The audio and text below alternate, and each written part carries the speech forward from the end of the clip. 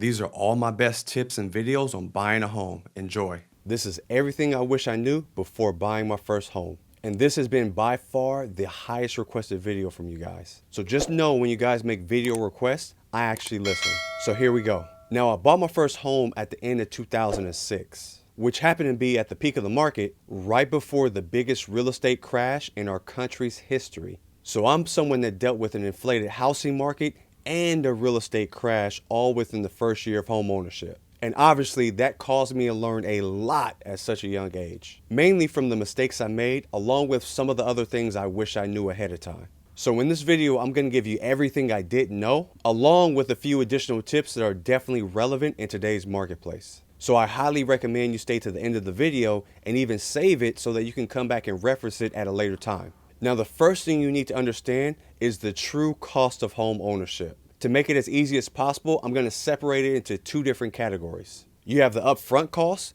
and you have the ongoing cost. The first upfront cost you want to consider is strictly your down payment. This is the amount of money that you need to pay up front as a percentage of the total purchase price of the home. And the typical down payment is usually somewhere from 3 to 20% of the total value. But it can vary depending on the type of loan that you're getting and your credit score. So here's an example of what that looks like. Now let's say you're buying a home that's worth $300,000. A 3% down would only be $9,000 up front.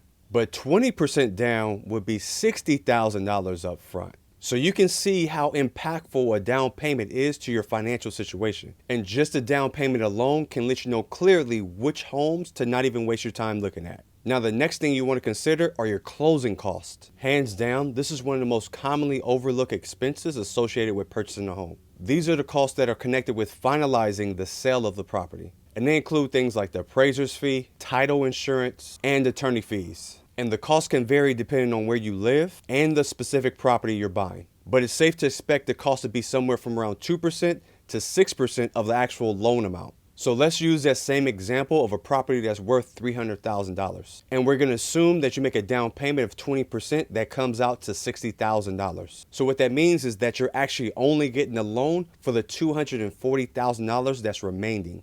And that $240,000 is what your closing cost is based off of. So your estimated closing cost could be anywhere from $4,800 at 2% on the low end up to $14,400 at 6% on the high end. And regardless if it's on the high end or the low end, you definitely don't want to get surprised with any additional out-of-pocket cost. So make sure you include the worst case scenario of the closing costs in your home buying budget. Because honestly, it's better to have it and not need it than need it and not have it. Now, there are situations where your closing costs can actually be added to your mortgage, but that depends on the type of loan that you're getting and the lender's policies. Because some lenders will allow you to do it, but then other lenders will say, we need that money up front. So make sure that's something that you definitely ask about. And another way, which is the most ideal scenario, is you ask the seller to actually pay for the closing costs for you. This is actually called seller concessions, and it's common in the negotiation process. The seller may agree to pay some, or in some cases, all of the closing costs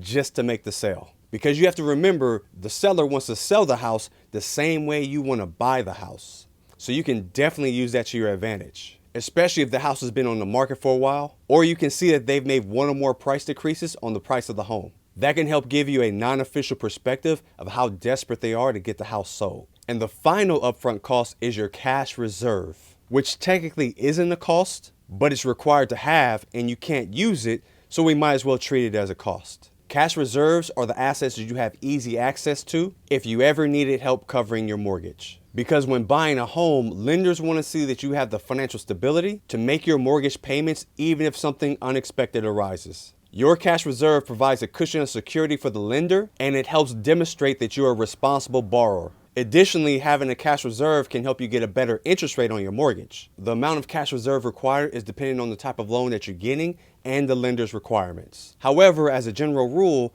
most lenders want to see about 3 to 6 months of your monthly mortgage payments in cash reserve. Here's a chart you can screenshot. This chart gives you a good idea of how much money you need to have as a cash reserve based on your loan type. Typically, that money just stays in your bank account. So there are no specific type of accounts you have to create. Now, when it comes to ongoing costs, the first and most obvious one to consider are your monthly mortgage payments. This is the amount of money you have to pay every single month to repay the loan you took out to buy the home. Your mortgage payment will include the principal and the interest in most cases. And it's extremely important to factor in that new monthly mortgage into your new budget. The next cost to consider are your property taxes. Property taxes are taxes that are levied on your property by the government. And typically they'll have to be paid on a semi-annual or annual basis. And the amount that you'll have to pay would depend on the value of your home and the local tax rate. However, it's extremely important to understand that if the value of the homes in your area increases, your city or county can assess your home at a higher value,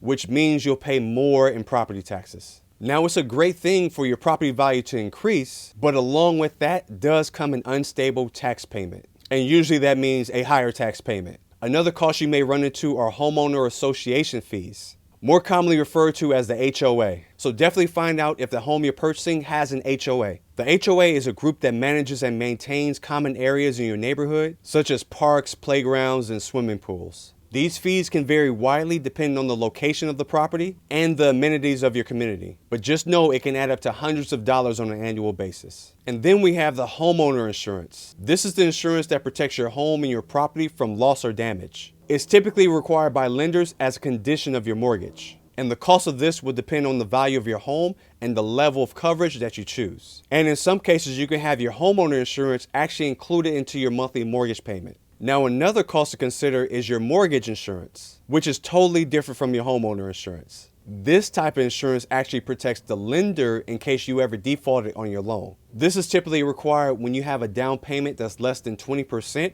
and you're using a conventional loan. But it's also included in all FHA loans regardless of the down payment amount. And the cost of mortgage insurance depends on the type of loan that you have and also your credit score. And lastly, we have the cost of home maintenance, repairs, and utilities. As a homeowner, you are now responsible for maintaining and repairing your own home. So you're no longer going to be able to call someone and they show up and fix whatever problem's going on. This can include things like painting, roofing, landscaping, and fixing appliances. And these repairs can definitely add up to thousands of dollars over time. And additionally, you're now responsible for all the utilities like electricity, gas, and even your water. And I'm sure I didn't cover everything, but that gives you an idea of the true cost of home ownership. Next is one you may not want to hear, and that's that being pre-qualified or even pre-approved does not mean you can afford that home. For starters, you definitely want to understand the differences between those two terms because to a non-experienced buyer, it all sounds the same. To start off, you must know that every lender handles mortgage approvals in a different way. You'll see the steps and even words involved actually change from lender to lender. Many lenders use the word pre-qualified and pre-approved interchangeably when it's actually two different things. Pre-qualification is the first step in your mortgage process. It's when a lender looks at your financial information and gives you an estimate of how much you'll be able to borrow. It's a quick and easy way to get a rough idea of how much they'll allow you to spend on a home. The pre-qualification is not binding at all, which just means it's not guaranteed that you'll get approved for a loan. Now, pre-approval is the next step in the mortgage process. It's when the lender actually verifies your financial information and gives you a more accurate number of how much they'll allow you to borrow.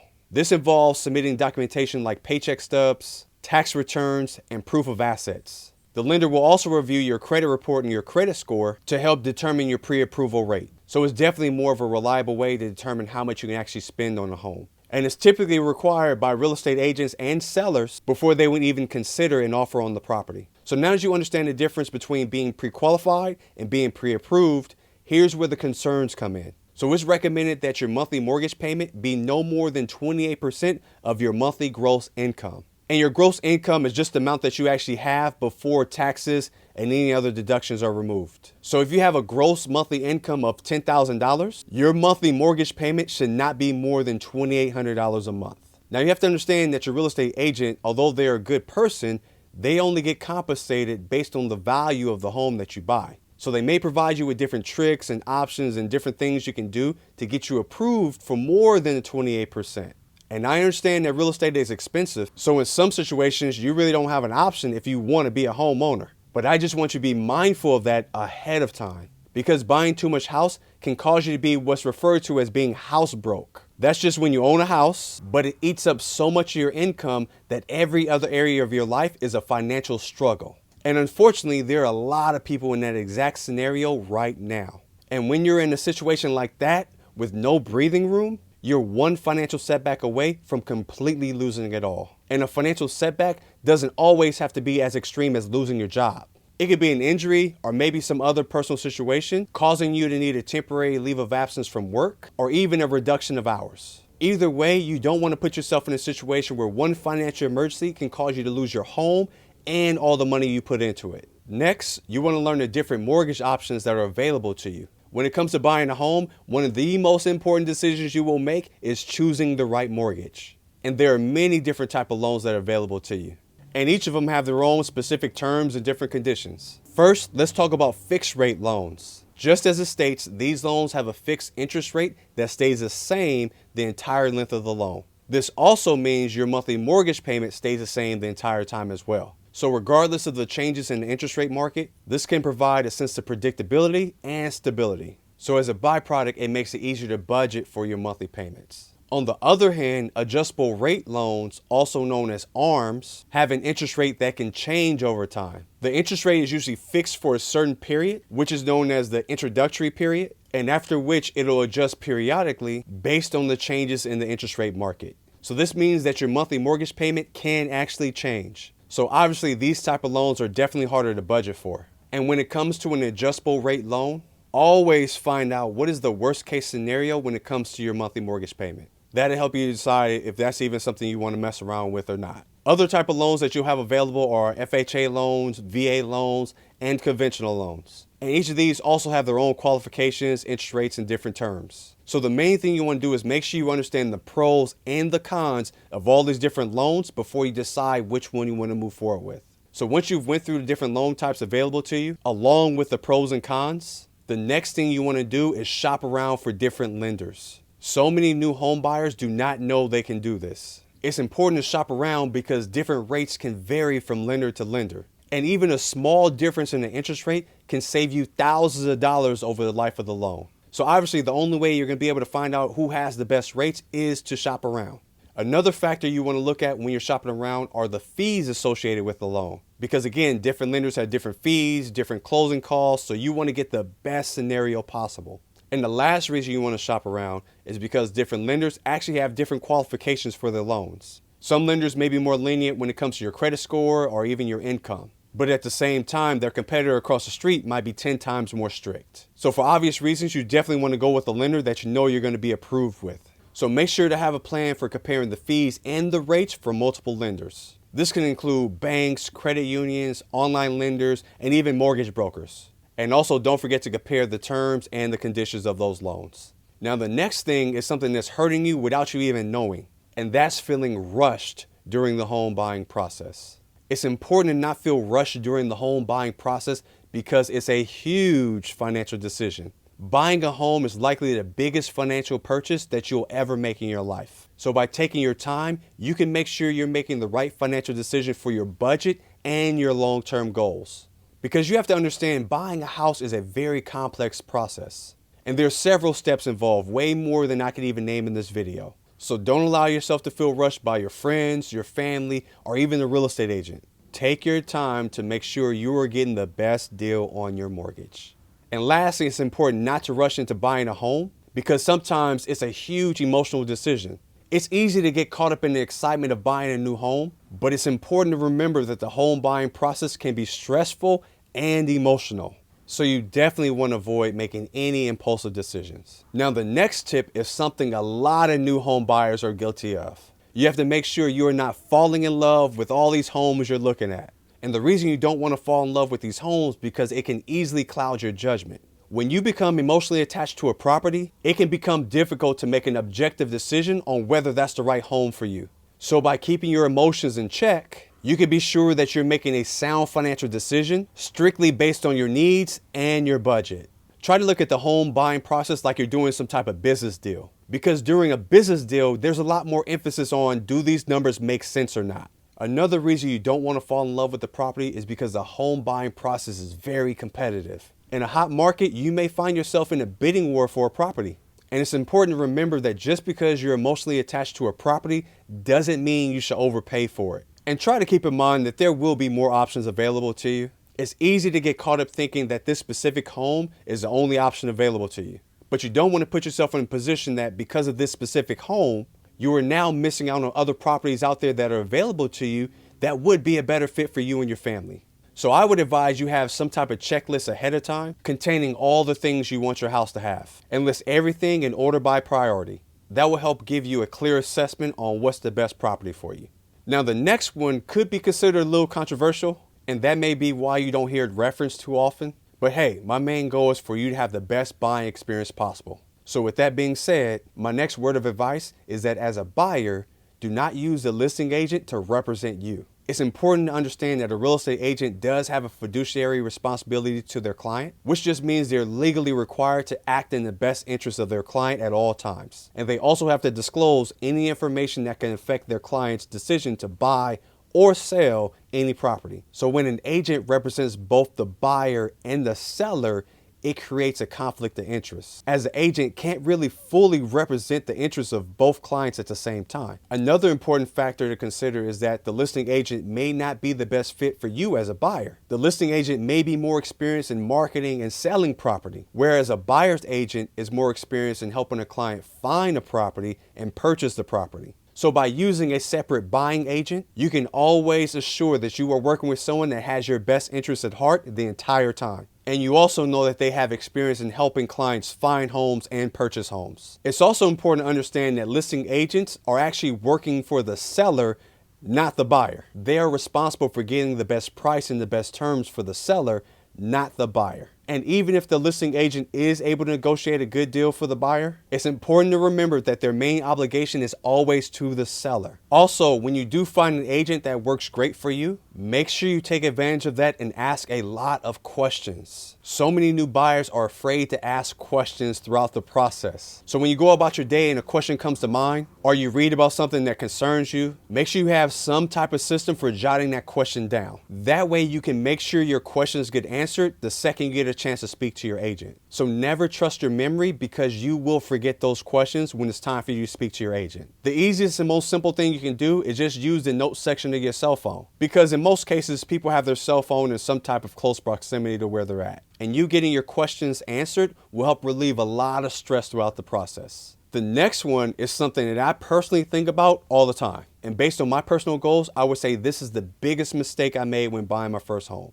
And that's not knowing that I could have purchased a multifamily property as my first home. I was under the impression that your first property had to be some type of single family home. And that's far from the truth. Even if you go with an FHA loan, you can still get a 2, 3, and even a 4 unit property. So even if that's something that's not on your radar now, meaning you're not even thinking about rental property, I would advise you take the time to look into the pros and cons of buying a multifamily home versus buying a single family home as your first property. Learn how the rental income and the appreciation both work, along with how that can actually be the launching pad for more properties in the future. When you buy a multi-unit property, you're not just purchasing a place to live, you're also purchasing an investment. The rental income from the additional units can help offset your monthly mortgage payments and also provide an additional stream of income for you and your family. Next, you want to know the condition of your house and any potential issues. So another important step in the home buying process is getting a home inspection. A home inspection will give you a detailed report of the condition of the house. It'll also include any potential issues that definitely need to be addressed. And also make sure to review the property's title and legal documents. That way you'll know there's no outstanding liens or anything else that'll affect your property. So when it comes to the home inspection, one area you want to have at the top of the list is mold and termites. These are issues that can affect the health and the safety of the people in the property, as well as the structural integrity of the property. So when it comes to mold, make sure your inspector does a thorough check. Another thing you want to do if you can is to stop by and check the house on a rainy day. That way you can see if there's any issues that come up during wet weather. Other things you want to check for are things like sinkholes and also tree roots. Tree roots are one of the worst things that can happen to your plumbing system. So just know when the roots hit the pipe, the roots always win. So when you have your plumbing check, make sure the person does a sewer scope. That's just the process of them running an actual video camera directly through your pipes. So anything that's going on will be seen. Another thing you want to check is the sales history of the house you're buying. You want the previous owners to have owned that home for as long as possible. If you see that that house has had many buyers, but at the same time all those buyers sold the home within a year or two, that should definitely be something that raises a concern for you. Because there has to be something going on with the house that causes so many people to want to sell it so soon.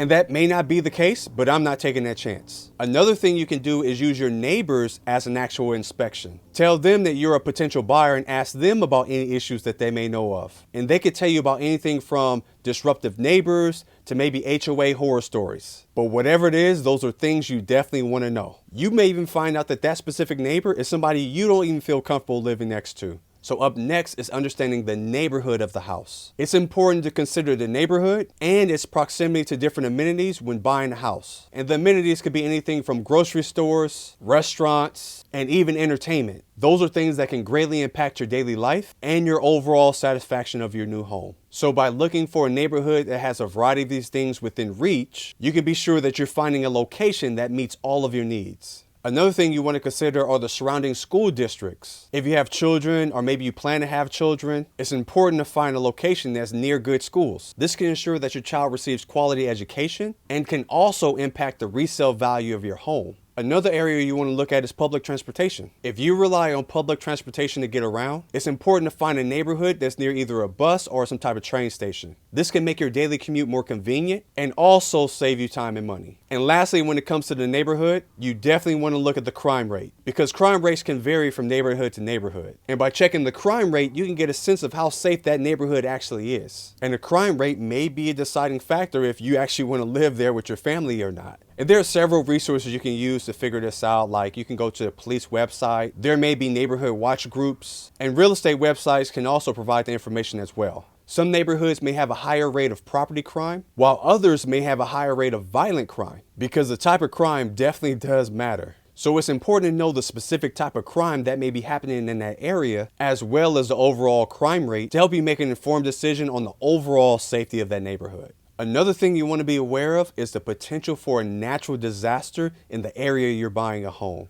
Because it's obvious that you're going to have a different type of natural disaster if you're buying a home in California versus if you're buying a home in Florida. So getting a sense of that will help you understand the risk involved with buying a home in that area, along with your personal safety and the value of your home. And for that, there's also several online resources you can use. You can go to local government websites, different weather channels, and also real estate websites. And that'll give you a list of the potential hazards based on that area. For example, some areas may have earthquakes, while others have tornadoes, hurricanes, or even wildfires. So all of which puts your home at risk, so you definitely want to know the risks that are associated. Next, you want to be aware of the zoning laws. Zoning laws determine how the land that you own can be utilized. Now, just because you own it doesn't mean you can do whatever you want with it. So it's imperative to know what you can or can't do with a house before you buy the property. These laws can actually affect your ability to make changes to your home. For example, they may require that you have to get a permit before you do any changes to your house. So this can definitely add time and expense to any project that you have in mind. And there's also a chance that the project you want to do can actually get denied.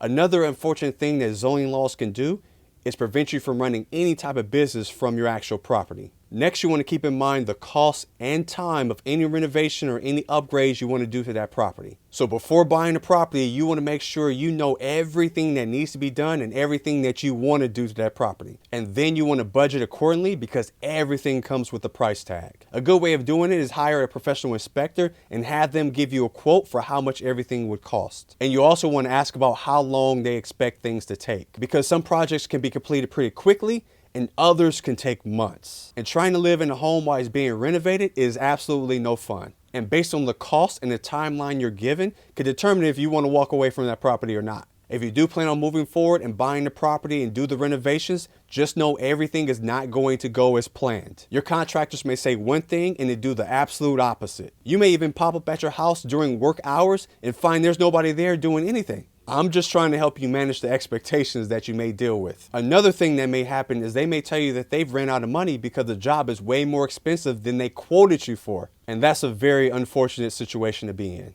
And those are just a few of the things that may come up with dealing with contractors. So just know you may go through multiple contractors until the job actually gets completed. But whoever's doing the job, make sure it's legally permitted through your city or your county. Because the last thing you want to do is pay for all that work to get done just for your city or your county to come and say it was all done out of compliance. And unfortunately, that can result in fines and them requiring you to demolish the project, which means all the money and time that you spent would be a complete waste. So save yourself some heartache and some time and have some type of system to make sure everything that's done in compliance. So there you have it, all the things that I wish I knew when I bought my first home. So you're finally thinking about buying a house, but the problem is you have no clue where to start. And maybe you've mentioned it to a few people and they all seem to give you scattered advice on what you actually should be doing. They start throwing around words and phrases and you have no clue what they're talking about. And even worse, some of the advice that you're getting from people ends up contradicting each other. So you run to Google in hopes that maybe you can find some type of step-by-step guide on how you actually buy a home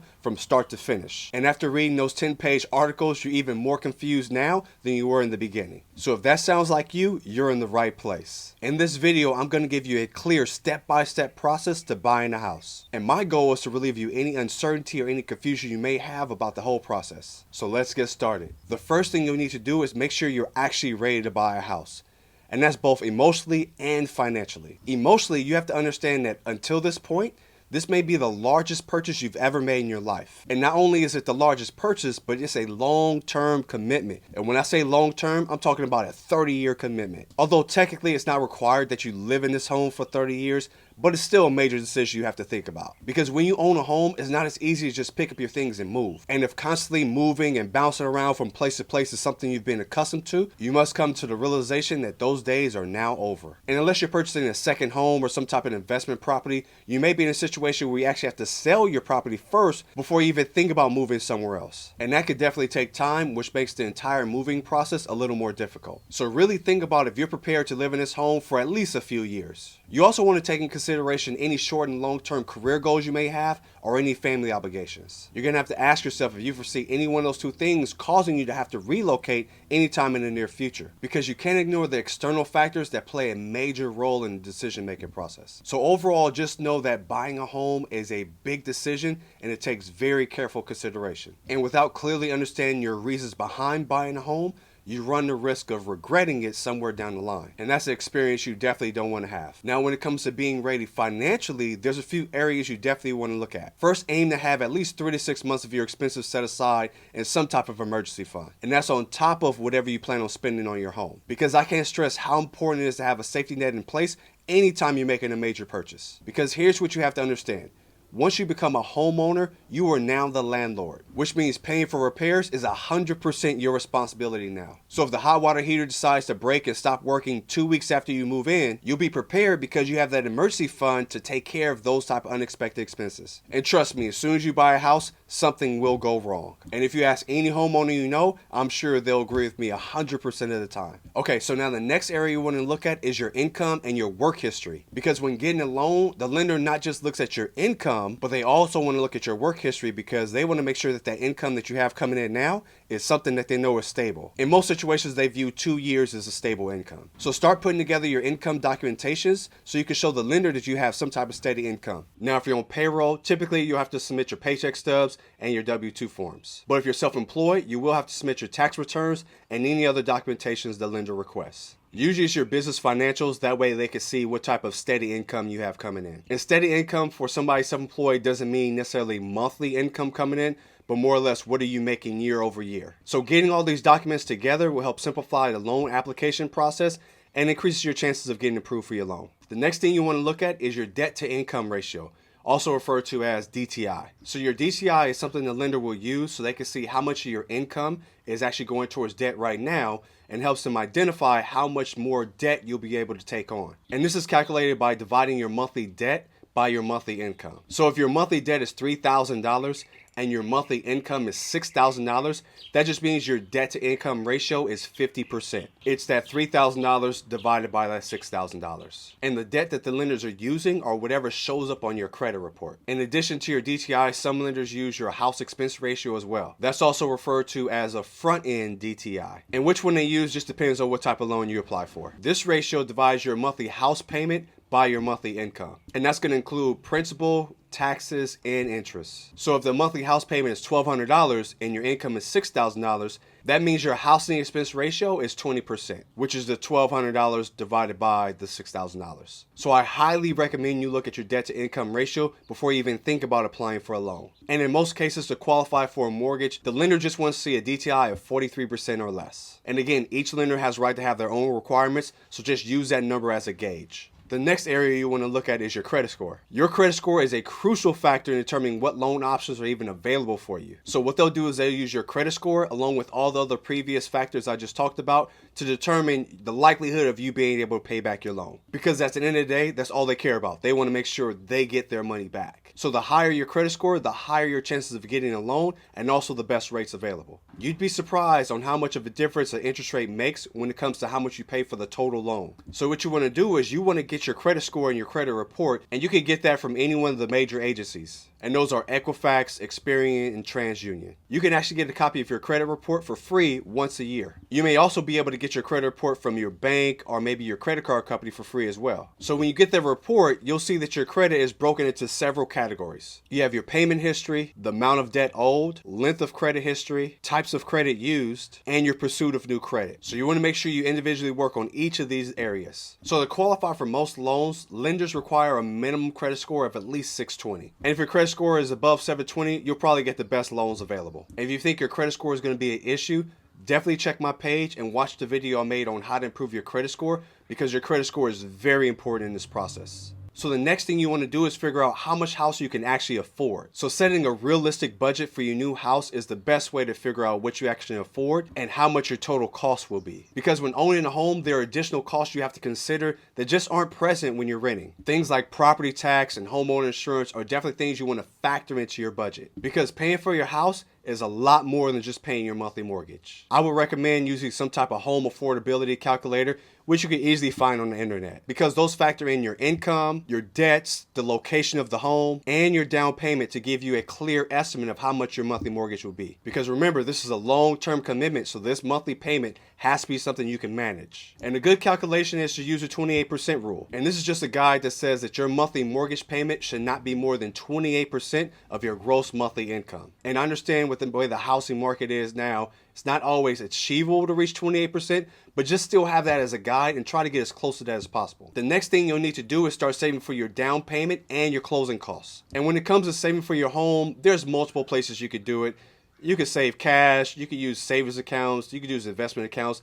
Any account is fine as long as you have access to the money. Additionally, if you have family members that are willing to help by providing financial support, you may also be able to use their gift money towards your down payment. And when it comes to how much you should actually be saving, it's important to consider all the expenses that are related to buying a house. And then you have to determine how much you want to put aside for each one of those expenses. The big major one will be your down payment. Your down payment is a lump sum of money that you put towards your purchase price. Lenders typically require a down payment to reduce the risk that they have in the event you don't pay for your mortgage. And contrary to popular belief, a down payment of 20% is not required when you're buying a home. And I understand that 20% down payment discourages a lot of people from even thinking about buying a home. For instance, you could get a conventional loan with a 3% down payment, and you can get an FHA loan with a 3.5% down payment. And regardless of how much the house is worth, paying 3% is a substantial difference than paying 20% as a down payment. And if you're eligible for a VA loan or a USDA loan, those require 0% down payments. Just understand that a large down payment does have its advantages, such as more mortgage options, lower monthly payments,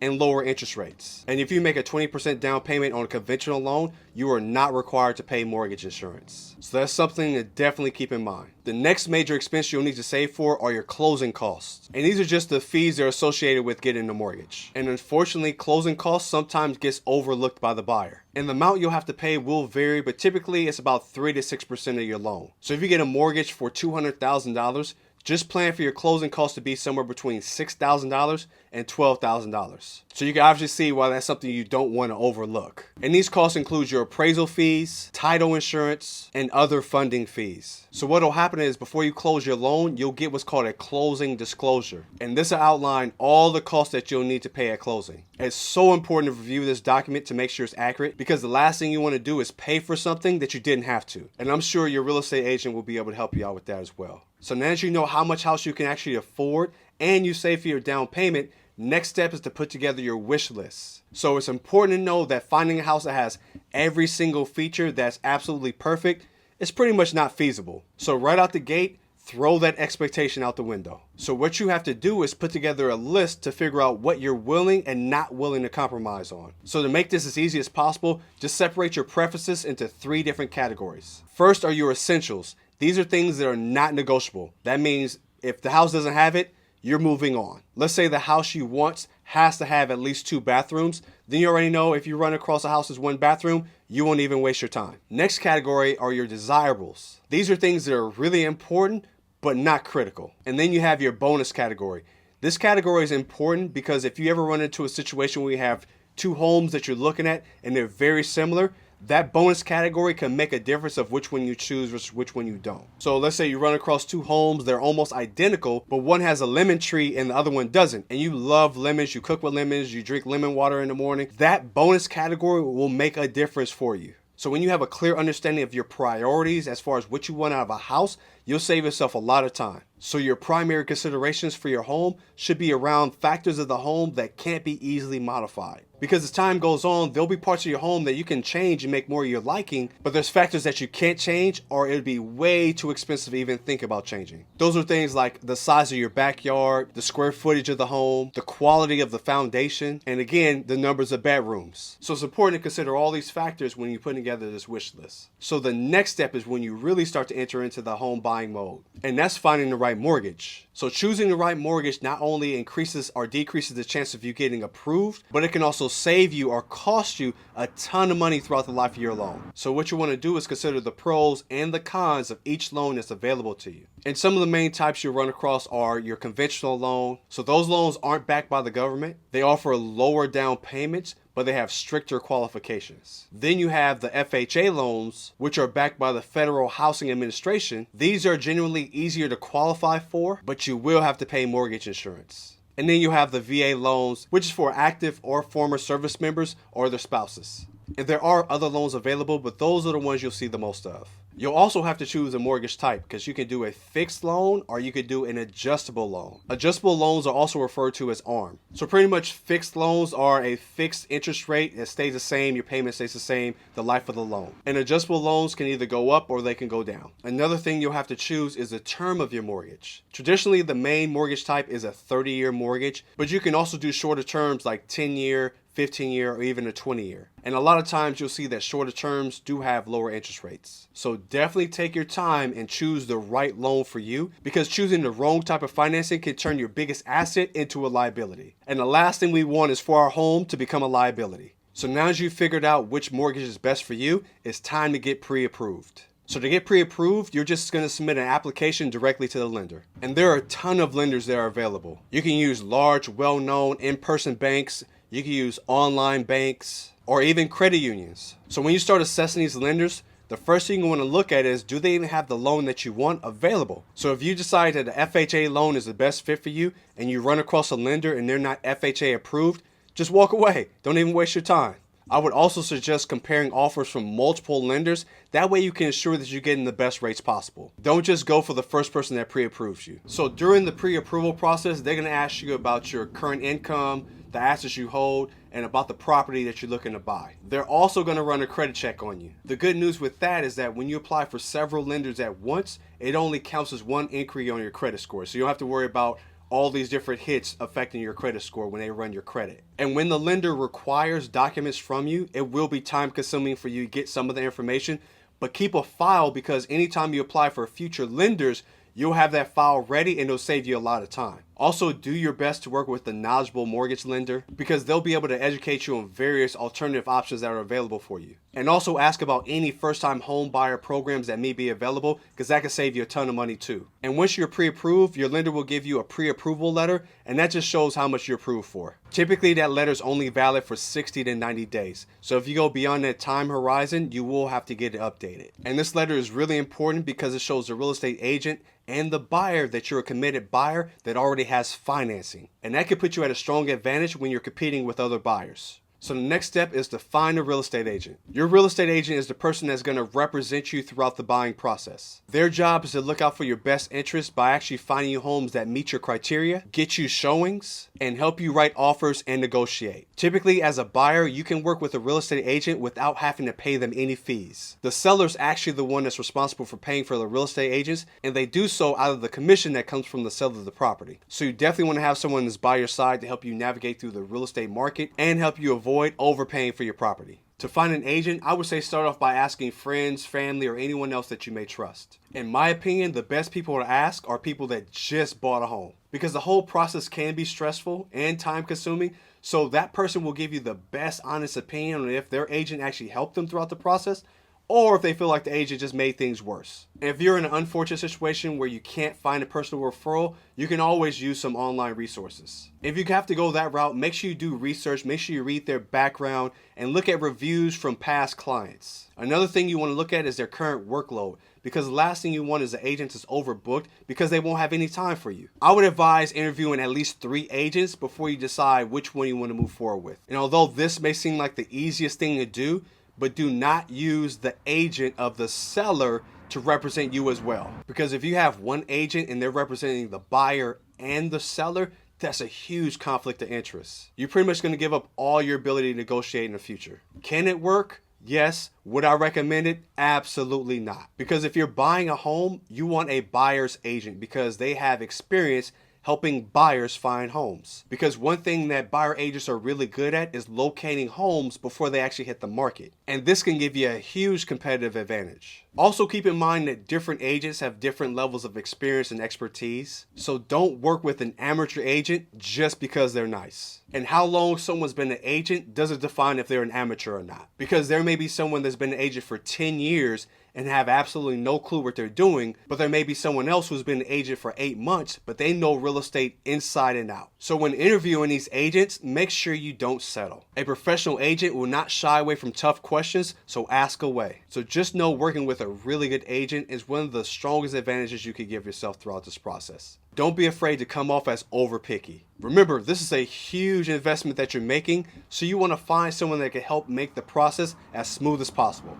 So now that you have your agent, it's time to go house hunting. This is time where you move beyond scrolling through the internet to actually looking at homes in person. This is probably the most exciting time you'll have throughout the buying process. So make sure you see multiple homes. So your agent will help you find homes to actually go look at. So creating that list of your priorities will be extremely beneficial, especially since some factors may vary depending on if you're looking for a starter home or a forever home. So make sure to show that list to your agent. And don't get discouraged during this process because it may take longer than you expected to find a house that you actually like. And remember, you may not find everything that's on your wish list, so you have everything prioritized. So focus on the priorities first. Just do your best not to compromise on location. This is one thing that absolutely can never be changed about the home. So make the most of all your walkthroughs because it's a strong chance that may be the only time you get to see the home before it's time to make an offer. I would recommend taking a lot of videos and a lot of pictures on all your visits to these homes because it can get challenging trying to remember all these homes and all the different features they had. So literally the entire process could take a few months. And I just want you to be mentally prepared for that. So once you finally find a house that you actually like,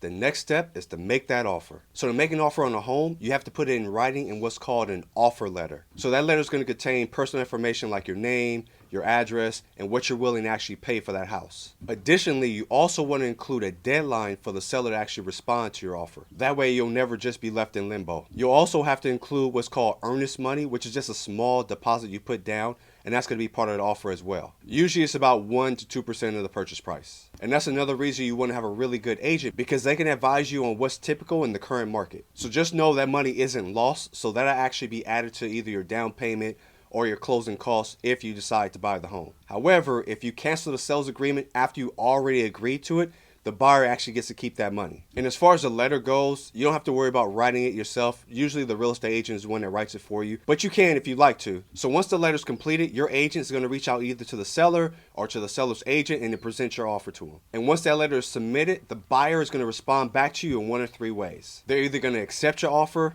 reject your offer, or send a counter offer. So with a counter offer, the seller's just coming back to you with either a new price or new sales agreements. Then from there, you have the power to accept it, reject it, or make a counter offer to their counter offer. Ultimately, just know the decision is always 100% up to you if you want to move forward with the purchase or start looking at other homes. But always keep in mind that ultimately both sides want the same thing. You want to buy the home and they want to sell the home. So this is where that list you made comes in handy because when you start negotiating, sometimes if you compromise on some little things that are really not that important to you, it can make all the difference to move the deal forward or not. And again, your agent is always there to help you to let you know when it's time to hold firm and when it's time to give in a little bit. So now as you got the offer situation worked out, the next thing you want to do is get a home inspection. Although typically lenders don't require that you get a home inspection to get approved for a loan, I still highly recommend you get one done before you purchase any property. And again, you have your agent there to help you find someone to do the home inspection, but it's very important to do your own research before you actually choose somebody. Verify that the inspector has adequate experience, read the online reviews, ask them for references from their previous clients, and always review their credentials. And the timing of the home inspection may vary depending on your contract and the state regulations, but typically you'll do it within 10 to 14 days of signing the purchase agreement. And remember, you as the buyer, you're responsible for all the costs associated with the inspection. So look to probably spend somewhere around $300 to $500. And again, make sure you confirm these details within your specific contract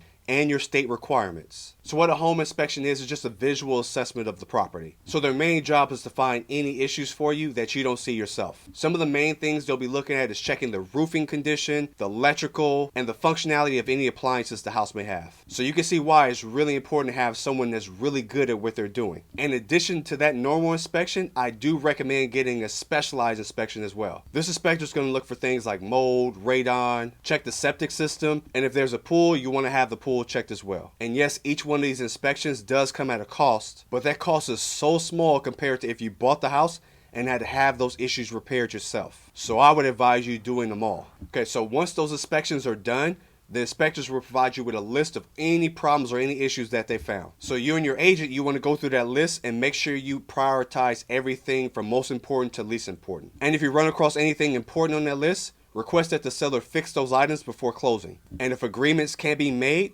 don't hesitate to walk away from the deal. Because remember, you as the buyer will be responsible 100% for everything wrong with that house after it closes. So if you can get something fixed or repaired beforehand, do so. So to protect yourself, make sure you include a home inspection contingency in your offer, because that'll give you the power to either negotiate or walk away from the deal if they're not willing to fix the things that come up from the home inspection. It'll also make sure you get a refund on that earnest money that you put down with the offer. So other than a home inspection, you also want to get a home appraisal. The home appraisal and the inspection serve two different purposes. The inspection is more for you as the buyer because it gives you an understanding of the condition of the property. The home appraisal is actually for the benefit of the lender. It's pretty much to help the lender ensure that the money that they're lending you does not exceed the actual property value. Because if the appraisal shows that the property value is actually less than what the lender's giving you, it can get challenging to secure that financing. And hopefully this doesn't happen to you, but if the appraisal does come in lower than expected, sometimes you'll have to dispute the appraisal price. So just keep in mind that appraisal is not always going to come in your favor. So if the appraisal comes in too low, the lender may reduce your financing, which just causes you to have to pay more money out of your pocket. Or you can also negotiate with the seller to see if they can lower the price for you.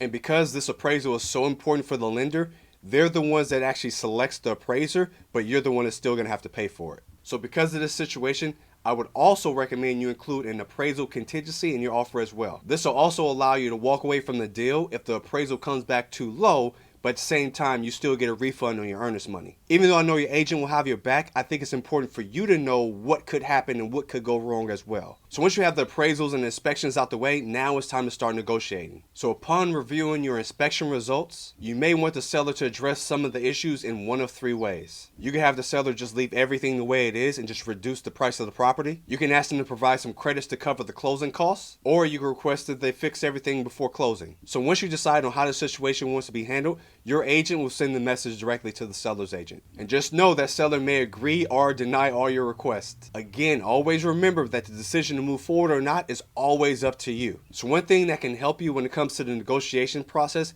is to understand what type of real estate market you guys are in. If it's a seller's market, that may not work in your benefit because that seller has tons of offers. So if you walk away, they could care less. But if it's a problem that you know is going to come up no matter who they sell the home to, then that works in your favor because they're going to have to fix that and address that no matter what. But if it's a buyer's market, that'll work in your favor because you may be the first offer they got in the last 90 days, and they're just really trying to get this house sold. So those are just a few tips that you can use to help you throughout the negotiation process. All right, so now that the seller has taken care of all the issues you want them to take care of, now it's time for you to do the final walkthrough. This step is extremely important and probably one of the most critical steps of the entire process. This will be the very last time you have to inspect the home, ask any remaining questions, and resolve any issues before this property becomes 100% yours. So bring your home inspection checklist and any documents that you need to make sure that everything that was supposed to get addressed actually got fixed and addressed. Again, this is your last time to check to make sure the house is ready to be moved in. So go through, check the heater, check the AC, run the water, make sure everything is good to go. And if you do run into any issues, make sure you address it immediately with the seller so they can get it fixed right away. And yes, that may delay your actual closing date, but don't let that discourage you from getting the things fixed that were supposed to be fixed to begin with. All right, so now you made it to the very end and it's time to close on your house. So the lender is required to give you a closing disclosure 3 days before the actual closing date. And this will include important details like your loan type, the term of the loan, your monthly payment, your interest rate, your loan fees, and the amount of money you need to pay at closing. So you want to compare that to the actual loan estimate you received to make sure everything is consistent. Also look for any errors, any discrepancies like your name being spelled wrong or something like that. If that does come up, don't let them tell you it's not a big deal. Have them change it before you actually sign the final documents. So once you've reviewed everything, you'll attend what's called your closing meeting. So to this, you want to make sure you bring your ID, a copy of the closing disclosure, and the proof of funds for your closing costs. And this is the fun part where you'll pay for everything, your down payment, closing costs, all of that will be wired over. You'll sign your mortgage note, which says you agree to pay the mortgage, and the mortgage deed to secure the mortgage note. And once that process is finished, congratulations, you are now a homeowner. So save this video because it's a lot of information, but you definitely want to have it as a reference while you're going through this process. Renting versus buying a home is an important decision that most of us will be faced with at some point in our lifetime. And if it hasn't come up yet, trust me, it's coming. It's a decision that comes with a lot of personal and financial implications. It is not so easy to know which choice is the right decision for you. And I understand that the most knee-jerk reaction is that, of course, buying a home is always a better situation than renting a home. But is that necessarily always true? Is there ever really a decision where renting a home actually makes the most sense? Well, if you ever wondered that, you're in the right place. Because in this video, I'm going to explore all the pros and all the cons that may come up when you put in the two options side by side. And you'll see that this decision is not as easy as you previously may have thought. So let's go ahead and jump right in. Of course, when it comes to housing options, buying a home definitely comes with a lot of advantages. First off, when you buy a home, it allows you to start building equity. And honestly, that's something that may sit at the very top of the list when it comes to benefits. And all equity is the difference between the current value of your home and how much you still owe on your mortgage. So over time, as you make your monthly mortgage payments and the value of your home increases, you gain more and more equity. For example, let's say you purchase your home for $300,000. And over time, your mortgage payments have paid your principal down by $50,000. So you would then owe $250,000 on your mortgage. And let's say at that same time, the value of your home increased to $400,000. What you'll do is you'll take the current value, which is $400,000, and then subtract what you still owe on your mortgage, which is $250,000. So the equity in your home would be $150,000. And you have complete control over that equity even though your home isn't really fully paid off yet. And you can use that equity for future investments like buying additional rental property or maybe even using it as a retirement income. You literally can do whatever you want with it. So you can obviously see why that's at the top of the list when it comes to the benefits you want to look at when it comes to buying a home. Now the next thing buying a home can do for you is to provide you with some form of stability. And trust me, stability is one thing people are really searching for right now. And the reason is because when you rent a home, you're actually at the mercy of your landlord at all times, meaning your landlord could not renew your lease or maybe even raise your rents. And that uncertainty does scare a lot of people. But when you own your home, you have a lot more control over your living arrangements. Of course, obviously you have to pay your mortgage on time, but just as long as you pay your mortgage, no one's going to come kick you out your house. And that mortgage payment is usually predetermined, so you don't have to worry about that amount increasing unexpectedly. Now, another advantage that comes with home ownership are the potential tax benefits you can receive. Because as a homeowner, you may be eligible for tax deductions on your monthly mortgage interest payments and your property taxes, which can help reduce your overall cost. Also, when you own your home, you're allowed to customize it to your liking. Because when you rent, there's a limit to what changes you can actually make to the property. As a homeowner, you have the right to make changes to your property whenever you want without asking a landlord. And this is important because not everyone wants to live in a house that looks the same way it did the first day they moved in. And home ownership gives you that freedom to make those choices. And finally, when you buy a home and you actually pay off that mortgage, you're actually done with your mortgage. There's no more monthly payments due. So that means from that point on, you and future generations will never have to deal with a monthly mortgage payment. And that brings you and your family to an even higher level of security. So you can see there's a very strong case on why you should be buying a home. So now that we have the advantages out the way, now we're going to shift gears and talk about some of the disadvantages that come with home ownership. Because I believe it's really important to consider the downsides as well as the upsides when it comes to making your decision. The first disadvantage is the fact that buying a home can come with a significant significant requirement for a large down payment. And this can definitely be a deal breaker for many potential buyers, especially to those that don't have a lot of savings or don't have access to affordable financing. Because even if you find your way around the down payment, you're still going to be stuck with an even higher monthly mortgage payment. And things like your down payment, your closing costs, and other fees can add up fast and simply just make home ownership just not affordable for some people. So yes, all the benefits that come with home ownership are amazing, but it doesn't matter if you can't afford to buy a home because all those benefits are totally irrelevant to you. And those that move forward with the home buying process, even though they know they can't afford it,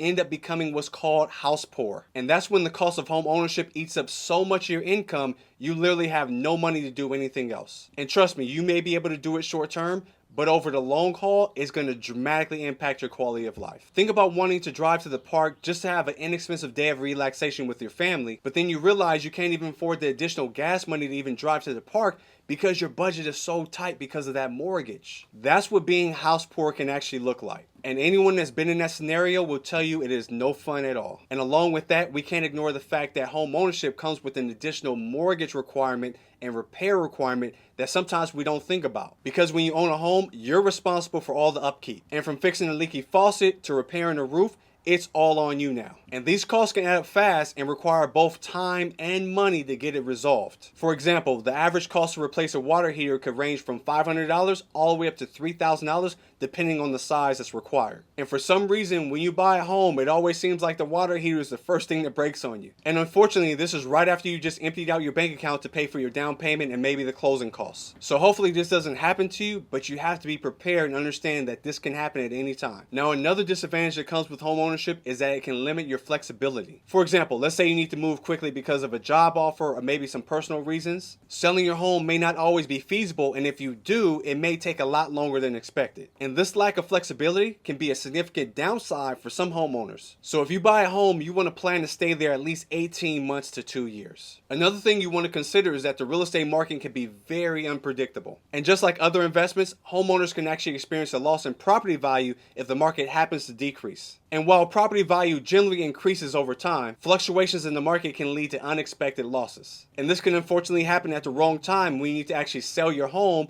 or you want to access some of that equity. And lastly, there may be an opportunity cost that comes with buying a home as well. So let's say you made a $50,000 down payment on your house, but instead of using that money as a down payment, let's say you use that money towards an investment that ended up giving you a larger rate of return than your house would have given you. But because your money was actually used on your down payment, you couldn't make that investment. So the money that you would have made, but you actually didn't get to make is what's called opportunity costs. Pretty much just saying because you bought A, you missed out on buying B, but B performed better than A. And it doesn't have to be an investment. The same thing can apply for a business. Maybe that $50,000 could have been used to expand your business, and your business could have produced a better return than your home was giving you. So those are a few things you definitely want to consider when it comes to weighing your pros and cons to buying a home. Okay, so now let's talk about renting a house. So renting a house has actually become an increasingly popular option for many people now. And the most clear reason for that is because renting a home requires a smaller upfront financial contribution. And this could be helpful for people that have a limited savings or are not ready to commit to a long-term mortgage payment, because the mortgage commitment could be as long as 30 years. And when you look at renting, usually it only requires a security deposit and maybe the first month rent. And hands down, that makes it a lot more accessible for people. And maybe you just want to rent because you want to buy some time so you can build up your credit, because your credit score not being in the optimal range can cost you thousands of dollars over the life of your mortgage. So renting will allow you to use some of that would-be down payment to knock out a chunk of your debt that's been holding you back the entire time. And this can not only help your credit score, but it will also increase your monthly cash flow, because a lot of that debt that you were paying down is gone. So you have less payments going towards debt, more money staying in your pocket. Another benefit that you can get from renting is it allows you to live in a neighborhood that you're probably not in a financial position to actually buy. And the reason that's so significant is because the area you live in can affect a lot of things in your life, like your commute to work, the scenery, the school your kids go to, or just your overall safety. Because I don't have to convince you that certain areas have better performing school districts. And this can be one way of making sure your kids get the type of education that you actually want them to have. Or maybe you just want to live by the ocean or by the lake, or maybe in a specific community. Or possibly your number one concern is safety and you feel safer in some areas versus others. Whatever your goal is absolutely fine. But all these goals can be accomplished a lot easier and a lot affordable through renting versus buying. And the next benefit is usually appreciated the most by previous homeowners who decided to become renters. And that's the fact that renters are typically not responsible for any major repairs or any major issues that may come up. This is the responsibility of the landlord or the property management company. This means renters can enjoy their living situation without worrying about the financial burden that could come up with something that goes wrong with the home. So in the scenario of renting, if the water heater were to break, the only thing it's going to cost you is the time it takes to either call the owner or the property manager. And that will save you a lot of money and a lot of headaches. Also, when you rent, it allows you more flexibility to move to another home or another location whenever you want. And you won't have to worry about the financial burden of trying to sell a home or worry about who's going to continue to pay that mortgage. And this could be especially helpful for those that need to move frequently, whether it be because of work or for personal reasons. And lastly, some rentals offer amenities like a gym, swimming pool, or maybe a community space that you wouldn't have access to if you were a homeowner. And for some people, these amenities actually make renting a more attractive option. Now, with all that being said about renting, there are some potential downsides you want to consider as well. And one is that unfortunately, as a renter, you don't build any equity into that house. Essentially, what you're doing is paying for temporary housing with no long-term benefits at all. And with your rent payment, you're actually fully or partially paying the mortgage payment for the actual owner, and that's whether you like them or not. So obviously this could be a major disadvantage for those that want to build wealth over time, because that money could be paying down your own mortgage every single month versus paying for someone else's mortgage. The next disadvantage is that your rent payment can actually increase annually or after the lease is over, and this could potentially make it difficult to budget or even continue to afford paying the rent over time, because your rent can increase about 5% every single year. So let's say your monthly rent payment is $2,000 a month. The following year it can increase to $2,100 a month, and the year after that it can increase to $2,205 a month, and it can continue that pace year after year. So your rent payment can literally start compounding against you, which is not a good thing at all. And this can be especially challenging for those that are living on fixed incomes or who live in areas with high housing costs. So essentially it'll be like having a mortgage with a variable interest rate that only increased. Because essentially you may have decided to rent because your monthly payment was lower, just to find out a few years later that what you're paying in monthly rent is higher than what you would have been paying if you had actually bought a house few years back. Another challenge you face with renting is that you can't customize the home or you can't do any major repairs without the owner's approval. And most owners are not going to want you to mess around with their house. And this can limit your ability to make your space feel like home or to create a living environment that fits specific needs. And lastly, and this is last, but this is a big one, your landlord can choose not to renew your lease, or they may even decide they want to sell the property, which in both situations means you may have to move unexpectedly. And this lack of stability can be stressful and disruptive, especially if you're trying to create some type of long-term stability with your living situation. Because usually when you move, you want it to be on your terms versus someone telling you you have 30 days to get out. So you can see there are valid arguments for both the renting side and the buying side. But when it comes to making a decision, here's what it really comes down to. The first and most important thing is your financial situation. Are you currently in a financial position where you can afford the down payment, the closing costs, the monthly mortgage payments, and any unexpected things that may come up with the home, repairs, or whatever? And remember, it's not about if the unexpected is going to come up, it's about when the unexpected is going to come up. Because trust me, it will come up. So if you can't potentially afford those things, then it's a very easy decision on what's the best fit for you right now. The next thing you want to consider is how long you actually plan on living there. Because the average break-even point where renting actually becomes more expensive than buying usually happens at the 5 to 7 year range. So if you plan on living in a specific location for long term, then it may be more cost effective if you actually bought it versus trying to rent it. And then you want to look at your lifestyle. When it comes to lifestyle, think about, do you want to live in a specific area that you're probably not ready to buy in? Or maybe you are intrigued by some of the additional features like a gym on location or maybe a pool or something like that. Or maybe you need the flexibility and need to know that you can move whenever you need to move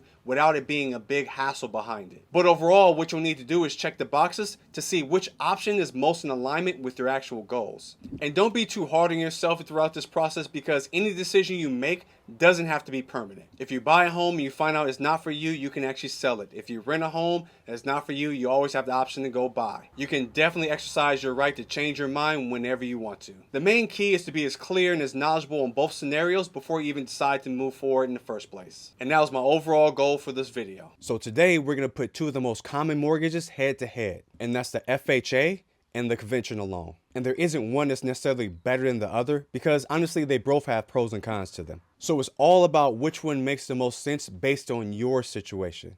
So first we're going to go over the FHA loan. Now, an FHA loan is a government-backed loan insured by the Federal Housing Administration. Now, in most cases, to qualify, you'll need at least a 580 credit score. In a situation where there's more than one borrower, so what they'll do is they'll get everyone's credit, get the median credit score for everyone, and the person with the lowest median credit score is what's used to determine the qualification. So when the lender pulls your credit score, they'll get a credit score from each one of the bureaus. The median score is the one that's in the middle. So if my scores were 700, 710, and 720, my median credit score would be the 710. So the lender will do that for everybody that's going to be a borrower on the loan, and they'll take the person that has the lowest median credit score. So if my median credit score was a 710, and the person I'm going on the loan with, their credit scores were 600, 610, and 620, their median credit score is a 610, so that 610 would be the number that's used to determine if we can qualify for the loan. And that's important to know because a lot of times people just focus on the person with the highest credit score, thinking that, oh, you have great credit, I don't, so we'll just use your score in order so we can get the home. So I want you to be fully prepared for anything that's going to be thrown at you. So if your score is the one that's going to be pulling everybody down, you probably want to start working on that ASAP. Now, if your score is a 500 to 579, you may still be able to qualify, but they're going to require that you put at least 10% down as a down payment. Now, if your credit score is 580 or above, you're only required to put 3.5% down as a down payment. So if the value of the house you want to purchase is $300,000, you'll be required to put down 3.5%, which is $10,500. Versus if you're required to put 10% down, you'd have to put down $30,000. So if your credit score is sitting somewhere around 570 or 575, I would definitely work on getting it above 580, because if you get it over 580, you'll have to put 3.5% down instead of the 10% down. And that's almost $20,000 difference. So even though the FHA has these requirements of, let's say, like a 580 credit score, the actual lender has the right to raise those requirements.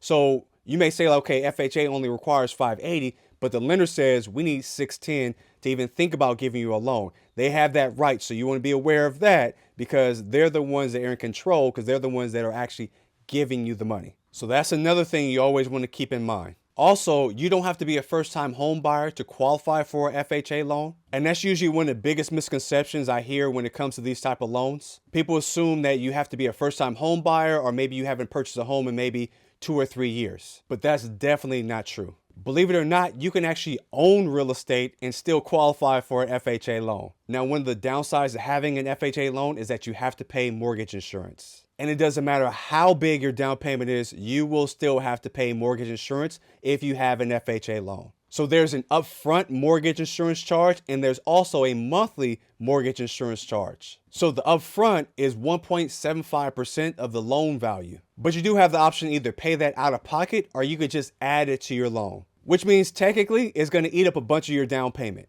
But in most cases, people just add it to their loan. Now, for the monthly mortgage insurance, if you put 3.5% down, that mortgage insurance is on the life of the loan, which means it never goes away. But if your down payment is at least 10%, then that mortgage insurance goes away after year 11. Otherwise, you would have to refinance it to a new mortgage in order to get rid of the mortgage insurance. Now, the monthly mortgage insurance is calculated by taking the loan amount and multiplying it by 0.85% and then dividing that by 12. So let's say the value of the home was $300,000 and you put 3.5% down. Your mortgage would be $289,500. Then we'll have to add that upfront mortgage insurance charge of 1.75% to that loan. So we take that $289,500 and then add 1.75% to that, which now raises your mortgage to $294,566.25. Then to figure out the monthly mortgage interest charge, we take that $294,566.25, which is our new loan amount, and then multiply that by 0.85%. And what we end up with is $2,503.81.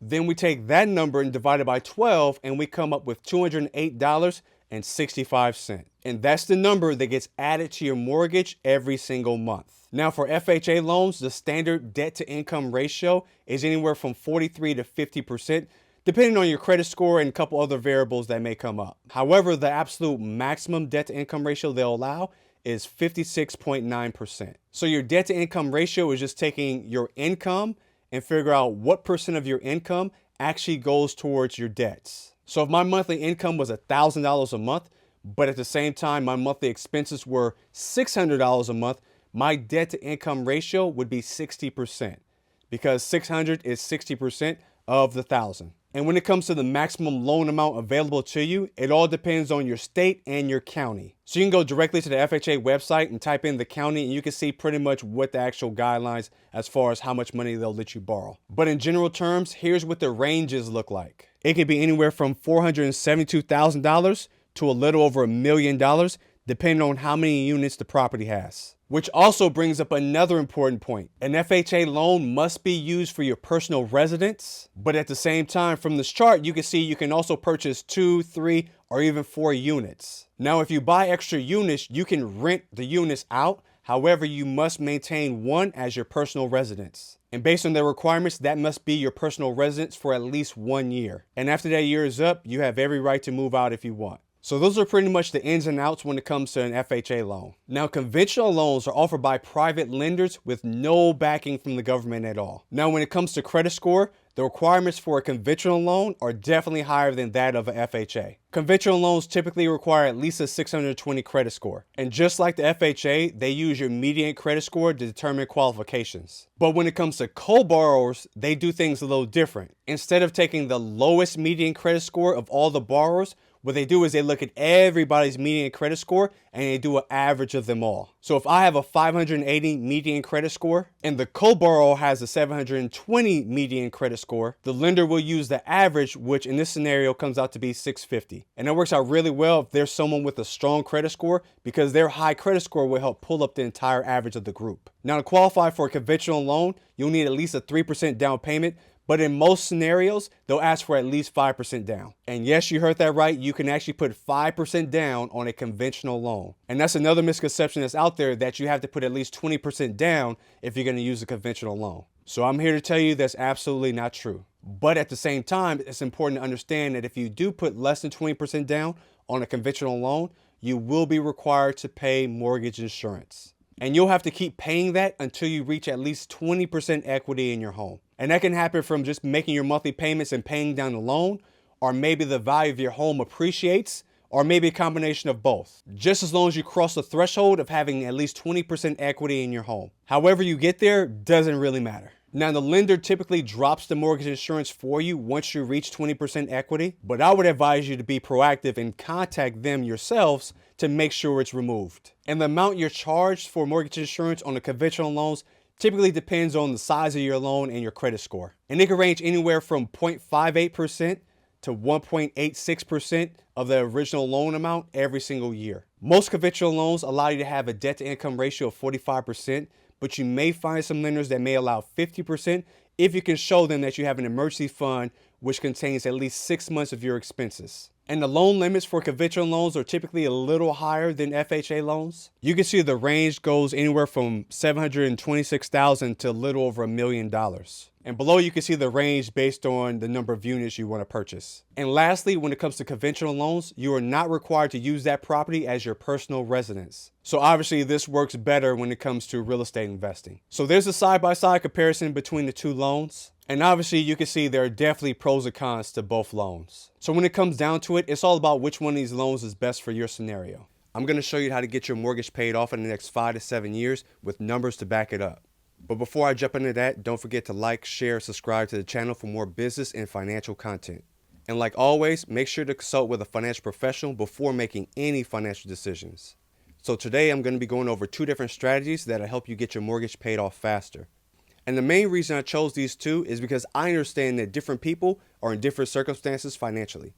And I want everything that I share to be something you can hopefully implement in your everyday life. I'll also include timestamps in the description box below, so you'll be able to navigate through the video as needed.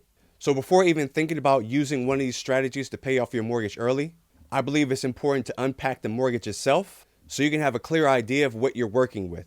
And when I say mortgages, I'm referring to a fixed loan amortized over 30 years. So let's take a deep dive and see exactly what happens every time we make a payment. For our example, we're going to be using a $300,000 loan at a 5% fixed interest rate over 30 years. So what we end up with is a payment of $1,610.46. So that means if we pay that exact amount every single month for 30 years, that $300,000 loan will be completely paid off. So we also want to look at what this loan is going to cost us in interest payments. So if you see here, at the end of 30 years, we would have paid $279,767 just in interest alone. So realistically, just what we paid in interest alone would have been enough to buy a second house.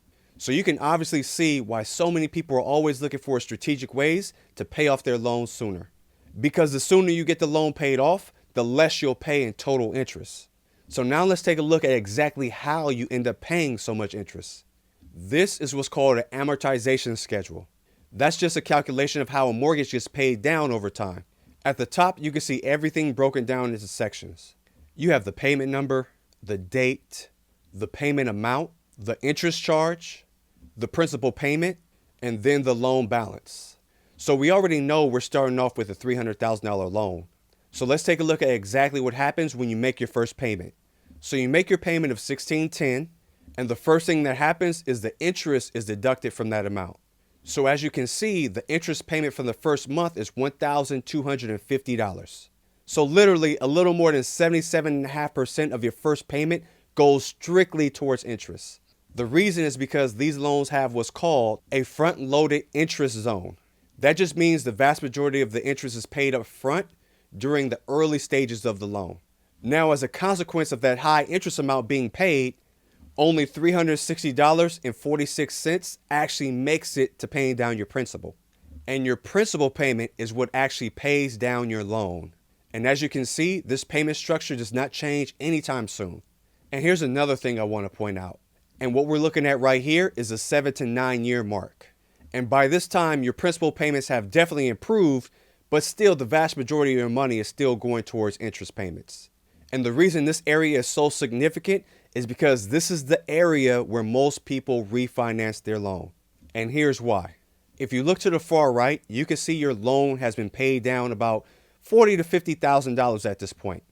And at the same time, there's a very strong chance your home has appreciated, which means you'll have more equity. So here's the challenge with that situation. That money is very tempting and most people go ahead and take it. But what's really happening when you refinance your home is you're getting a new mortgage to pay off the old mortgage. And during that process, you're able to take money out. And when you get that new mortgage, guess what happens? You start back over from year one in your amortization schedule. And now, once again, the vast majority of your money is going towards interest payments. And that happens just when you are starting to build up some momentum. Now, if you're just refinancing to lower your interest rate and you plan on maintaining that original payment amount, that's a different story, because that will definitely put you in a better situation. But unfortunately, a lot of times when people refinance, that's not what they do at all. They are definitely looking to pull the equity out of their home. And if they're not pulling money out of their home, they start reducing their payments to the new minimum amount based on the new mortgage. So just to be clear, if you refinance your home to get a lower interest rate and you don't take money out, that's great. But we're going to stay on course with the payments you were previously making to make sure the loan gets paid off on time. Now, going back to the chart, I want you to take a look at month 195. This is a significant month because this is the break-even point between your principal payments and your interest payments. If you look, you're making the same normal monthly payment and $802 is paying towards your interest, but $807 is going towards your principal. So from that month forward, most of your money will be paid towards the principal. So if you ever wondered how long it really takes for most of your money to start paying towards your principal, you now have your answer. And in this scenario, it's a little over 16 years. But even with that being said, once you make it to month 360, your loan is completely paid off. So now you have a clear understanding of exactly how you end up paying $279,000 just in interest alone. Believe it or not, that's the normal systematic way of paying off your mortgage. Now, how can we get this mortgage paid off faster? Now, let's take a look at our sample family situation. For our example, we're going to use a $6,500 monthly net income, $2,389.54 in monthly expenses, and that mortgage payment of $1,610.46. So that leaves them with the cash flow of $2,500 a month. And that's the amount that's free that they could do whatever they want with. Now the tool we'll be using in the first example is a line of credit. And this specific line of credit is going to be for $15,000. And there are various forms of line of credit you can use, but for this specific example, we'll be using a home line of credit, also referred to as a HELOC. A HELOC is a line of credit that's secured by the equity in your home. You can typically borrow up to 85% of the value of your home, minus whatever loan amounts that you owe. But unlike a mortgage, the debt in a HELOC is revolving, meaning you could continuously borrow and pay back as often as you like. Whereas with a mortgage, once you make a deposit into a mortgage, there's no withdrawing the money back out. Also, even though you have 85% of your equity available to you, you only pay interest on the amount you've actually borrowed. Now for our line of credit, we're going to use an 8% interest rate. We have a line of $15,000 available, and we have the option for paycheck parking. Paycheck parking is just taking your entire paycheck and depositing it directly into your HELOC. Now let me explain how that can make sense for someone to do. You have to remember that a HELOC doesn't operate the same way that a mortgage does. That debt is revolving, which means when you need to, you'll be able to access your money. So it's almost like turning your HELOC into a bank account. Now here's why that's so significant. With a traditional mortgage, the interest is charged on a monthly basis. But with a HELOC, the interest is charged on a daily basis. So that means when you deposit your paycheck into a HELOC, your balance is lowered the entire time your paycheck sits in that account. So let's say you had a HELOC with a $10,000 loan balance. You make $6,000 a month and your expenses are $4,500 a month. Assuming you get paid on the first of the month, now when that paycheck gets deposited into the HELOC, it lowers the balance for the entire time it sits in that account. So because the line of credit calculates interest on a daily basis, you will only be accruing interest on that $4,000 instead of the $10,000 because your balance is realistically $4,000 at that time.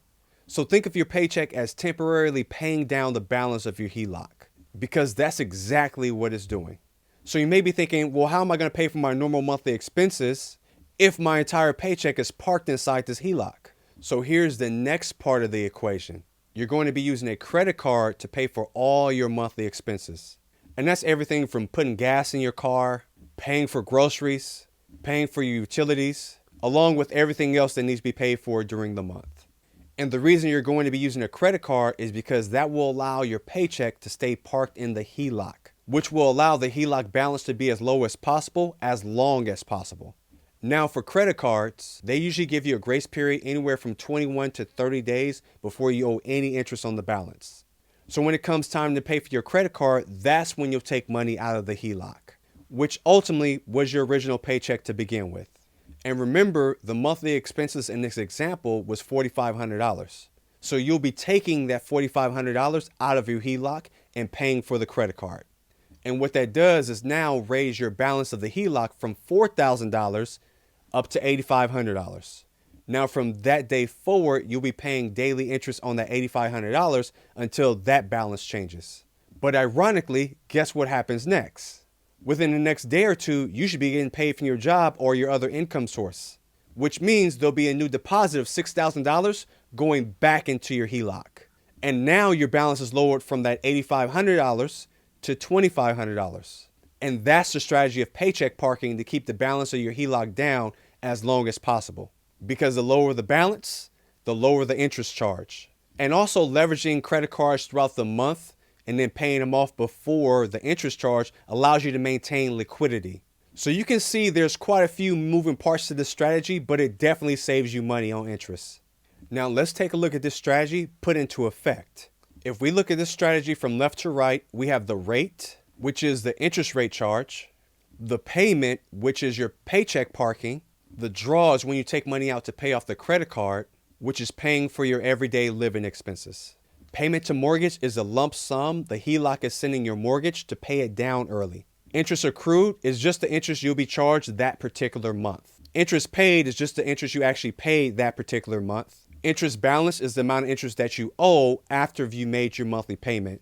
Line of credit principal paid is the amount of money that actually paid down your line of credit after the interest charge was deducted.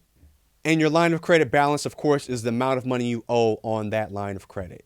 So as you can see from this chart, every month you'll be depositing $6,500 of your paycheck directly into the line of credit. And then you'll be taking out $4,000 every month to pay for your living expenses. Now, if you go all the way to the right and look at the line of credit balance, you'll see that every few months, that line of credit balance gets completely paid down. And once that line of credit gets paid all the way down, it will then send a new $15,000 payment directly to your mortgage. And this cycle repeats itself over and over, ultimately until the loan gets paid off. Now, here's what it looks like when you actually apply it to the mortgage. Now, on this chart, starting from the left side, we see the payment number, the date the payment was made, the payment amount, the interest charge, the amount that's actually paid to your principal, and then your loan balance. So right out the gate, you can see that $15,000 payment from the HELOC drove your $300,000 loan down to $285,000. Then from that point forward, everything is done as usual. You're making your normal monthly payment of $1,610. The interest charge of $1,187 is deducted, and the remaining goes towards your principal. In this situation is $422. So that looks exactly like the first example of the standard 30-year fixed loan. Now, if you go down to month number 4, you'll notice that you're still making your normal $1,600 payment, but there's an additional $15,000 on top of that that goes in as well. And that additional $15,000 gets applied directly to your principal, driving it down another $15,000. Then you just continue to make your normal monthly payments, and then once that line of credit gets paid down, it will then deposit another $15,000, paying down your principal even more. So how does this strategy affect your overall timeline of the traditional 30-year mortgage? Believe it or not, this strategy will cause your 30-year mortgage to get paid off in 84 months, which is exactly 7 years. But we have to take in consideration that we'll still owe money on the HELOC, and the HELOC doesn't get paid off until month 87. So add an additional 3 months on top of that. So you'll end up with an additional 3 months of paycheck parking, which isn't a big deal, but I believe that's something that shouldn't be overlooked when somebody's thinking about implementing this strategy. So including your mortgage and your line of credit being paid off, the entire timeline is 7 years and 3 months, saving you a total of $222,178 in total interest payments, which is definitely a big deal. And I already know what some of you guys are thinking, because I was thinking the same thing the first time I ran through the numbers of this strategy. And that's, how does this strategy compare to just making additional payments directly to your principal? So that's the second strategy I want to review with you guys today. And I'm going to use the exact same scenario of somebody bringing home $6,500 a month, $4,000 a month in expenses, and $2,500 a month in cash flow. We're going to take that $2,500 a month and add it directly towards the principal. Now, when you look at this chart, you can see that our payment is $4,110 a month. And that's just a combination of the original $1,610 a month payment plus the additional $2,500 a month in cash flow. So you can see the first month interest charge is exactly the same, but our principal payment amount is $2,860. So we're still driving down the principal, but instead of it being lump sums every few months, it's going to be the equivalent amount, but systematically spread out on a monthly basis. Now remember, the interest charge on the mortgage is only 5%, but the interest charge on the HELOC was ran at 8%. And a 3% variance on a loan is pretty significant. So mathematically, it may seem obvious that the 5% loan should be paid off dramatically faster than the 8% loan. But that's not the case, because remember, even though the HELOC has an 8% charge, that charge is on a smaller amount, mainly due to the paycheck parking method. So even though you're paying a higher interest rate, you're paying that higher interest rate on a smaller dollar amount.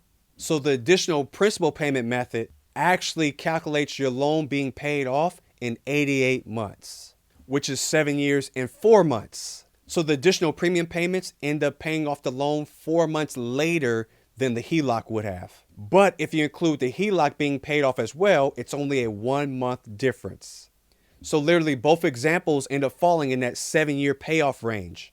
So since both examples are going to give you about the same end result, here's some things I want you to consider before choosing which one you want to utilize.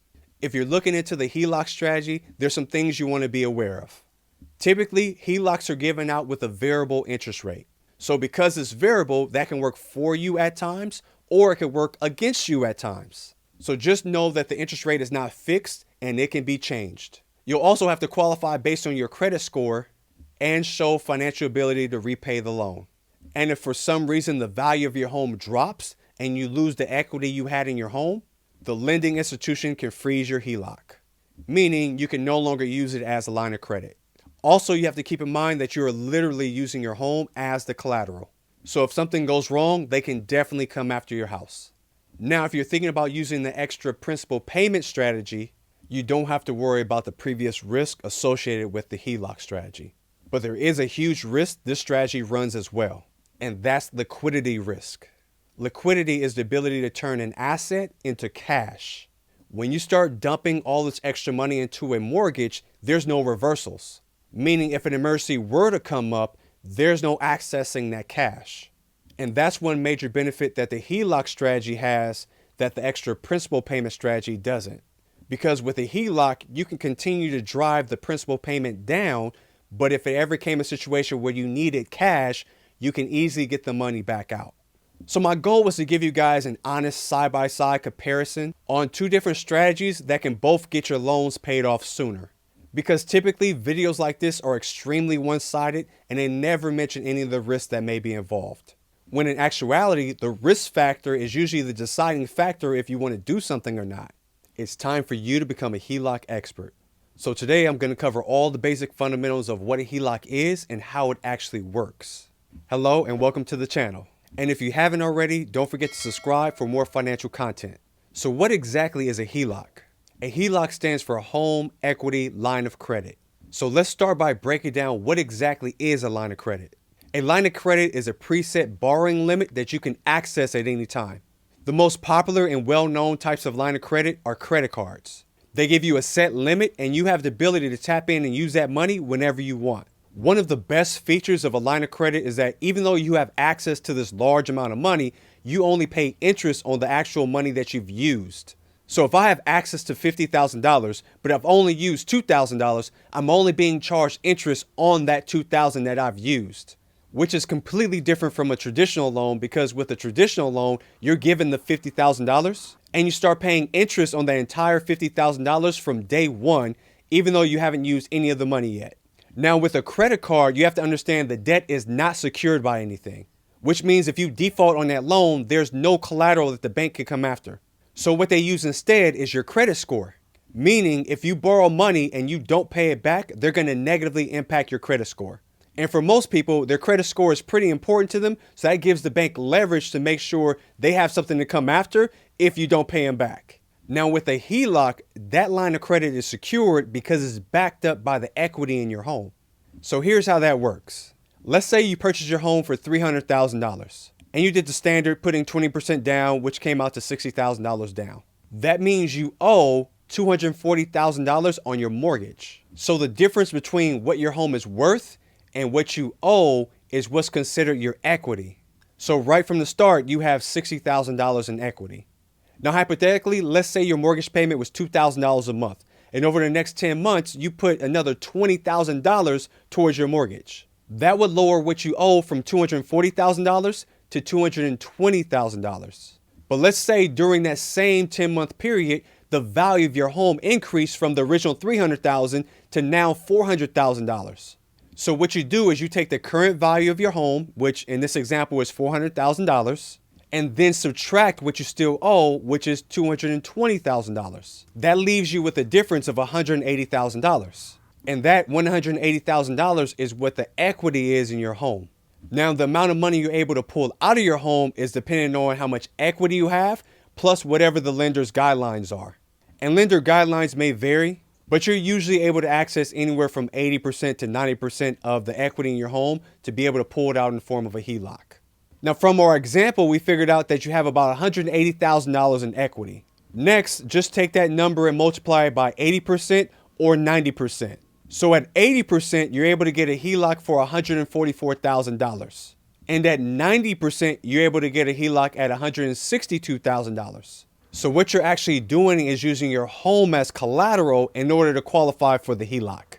Because there's two ways to get equity out of your house. You can either sell your home or you can borrow against it. So let's say you end up getting the HELOC for $162,000. You then have the ability to borrow as much or as little as you like. And remember, you'll only be paying interest on the amount of money that you actually use. So that $162,000 will literally just sit there doing nothing until you decide to actually use it. So it's very similar to how available credit works on a credit card. So how do you qualify for a HELOC? For starters, you must have equity in your home like we just talked about. And that specific lender determines how much of that equity you can have access to. You'll also need to have a good credit score. A credit score of about 680 gives you a strong chance of getting approved. However, it is still possible to get approved for a HELOC if you have anything above a 620. And these are just industry standard numbers. So just know that anything is possible because it's still at the discretion of the lender. So if your score is below 620, I would say don't quit without at least giving it a shot. I would still talk to a few lenders before assuming that I can't qualify. Next, you want your debt to income ratio to be at 43% or lower. And your debt to income ratio is just your legal liabilities divided by your gross income. So let's say your current mortgage, your taxes, and your other debts come to $3,000 a month. And your gross income is $9,000 a month. You'll take that $9,000 and divide it by $3,000. So in this example, your debt to income ratio is 33%. And just to save you some time, you can easily just Google debt to income ratio calculator and it'll do all the math for you. Next, you will also need sufficient income. Unfortunately, there's no magic income amount I can give you, but mainly lenders are looking to see that you have the financial capacity to pay back the loan. So definitely be prepared to show proof of income. Another thing you'll need is a reliable payment history. And your payment history is already included in your overall credit score, but the lenders will pay extra close attention to make sure that you pay all your bills on time. And once you do qualify, you must understand that you can use the money for whatever you want. And that can be both a good thing and a terrifying thing to think about. You will literally have the ability to rack up hundreds of thousands of dollars of debt with nothing to show for it. Of course, that's if you're buying things with no value to it. So you must be both responsible and disciplined when it comes to your HELOC. But typically, people use HELOCs to purchase something that has value to it, like other pieces of real estate, maybe remodeling your home or some other type of investment that you're thinking of doing. Some people even use their HELOC to pay off their mortgage faster. And I actually made a video about how to use your HELOC to pay off your mortgage in the next 5 to 7 years. And I'll post a link to that video right here so you can definitely watch that next. Now, there are some things you definitely need to know before even thinking about getting a HELOC. For one, if the housing market crashed and you lose the equity that you once had in your home, the banks or the lenders have the ability to freeze your HELOC, which just means you no longer have access to borrowing money. Another important thing to know is that the interest rates that are attached to a HELOC are not fixed. The vast majority of the time, you will receive a variable interest rate. All that means is that the interest rate that they're charging you can and will change. And the interest rate is usually determined by two main factors, and that's the current interest rate environment and your credit worthiness. So usually the better your credit, the better the rate. No different than any other loan you may get. Now, what they charge is usually the prime rate plus whatever their markup spread is. So let's say the prime rate is 4% and the lender has a spread of 2% that they charge. Your total interest rate that will be charged to you would be 6%. But if then the prime rate changed and went up to 5% and they're still charging that 2% spread, then your total interest rate will move from 6% to now 7%. And the prime rate can change about every 6 weeks. And that's typically how interest rates are calculated. And that isn't necessarily a bad thing because interest rates can still go down the same way they can go up. Another thing to make sure of is to find out what the lender's caps and their floors are. The cap is the highest the interest rate that they can charge you, and the floor is the lowest that the interest rate can go. That way you'll always be prepared and you will know what's the worst case scenario if you maxed out the entire HELOC and they charge you the highest rate possible. Because the last thing you want is to not be prepared if interest rates do spike. Another thing to know is that HELOCs typically have 2 phases to them. You have the draw period and the repayment period. The draw period is usually anywhere from 5 to 10 years. All that means is during that time frame, you're only required to make interest-only payments. And once that draw period ends, you have to start making interest, plus principal payments until the complete loan is paid off. Also, once that draw period ends, you can no longer borrow from the HELOC unless you refinance it first. And typically that repayment period is about 20 years. And since the HELOC is a line of credit,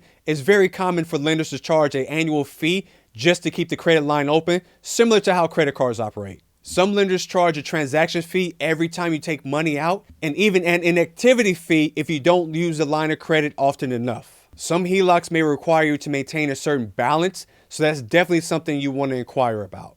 Now, when it comes to closing costs, typically the closing costs can be anywhere from 2% to 5% of the entire HELOC amount. So a HELOC for $150,000 can cost anywhere from $3,000 to $7,500. However, there are lenders that won't charge a closing cost at all. And lastly, some lenders may require you to make a balloon payment for the entire balance at the end of the draw period. And this payment can be hundreds of thousands of dollars depending on how much you owe. So the main takeaway is that you definitely want to shop around and you want to be crystal clear about the terms of the contract. And here's a little cheat code for those of you that are not a fan of dissecting contracts. Usually if you take a contract that you're being offered to that lender's competition, that competition will do a really good job at pointing out all the flaws of that contract. And that's still not a perfect solution, but at least it'll give you a good foundation of all the areas of concern. I would say a trusted attorney will probably be your best bet. But overall, I hope this video helped out with your understanding of HELOCs and how they work. Your credit score is one of the most important factors in determining your financial health. It's used by lenders, landlords, and even some employers to gauge the history of you managing your finances responsibly. And far too often, our ability to build wealth is compromised because of our credit score. So I made this video because I believe it's time for that to change. Now, I'm sure you've heard the saying of, it takes money to make money. And honestly, there's a lot of truth to that statement. For example, $40,000 can get you an asset worth $40,000. But at the same time, that same $40,000 can get you an asset worth $1.1 million, which is a huge difference. And that happens by using the philosophy of leveraging other people's money. And when done correctly and responsibly, you have a capability of building tremendous wealth for yourself and for your family. And this is great and all, but again, none of this matters if you don't have good credit. So in this video, I'm going to give you a better understanding of credit, along with going over some tips and strategies to help you improve your credit score so that you can take control of your financial future. So your credit score is a number between 300 and 850 that represents your credit worthiness. All that is the likelihood of somebody getting their money back if they loaned it to you. And it's calculated by using a complex algorithm that takes into account various areas of your credit history. So the three major credit bureaus are Equifax, Experian, and TransUnion.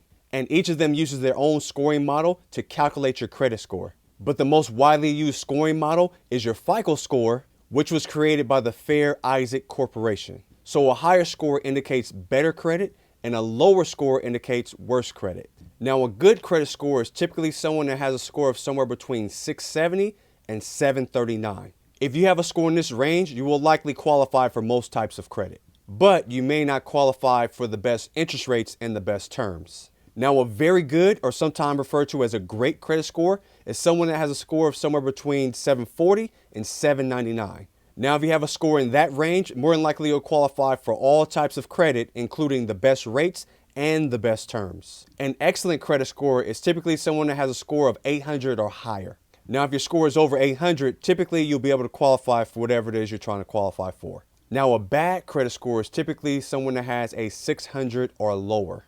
Now, if your score is 600 or lower, you may have challenges getting approved for credit. And if you do, usually it's at a higher interest rate. So just know, just because your credit score is good doesn't mean you're going to get approved. And just because your score is bad doesn't mean you'll get denied. So kind of just use that as a gauge. Okay, so here's the important things you need to know about your credit score. Your FICO credit score is based on 5 main categories. And each of these categories is weighted differently in the calculations of determining your score. So make sure to jot down each one of these categories and how much each category determines your overall score.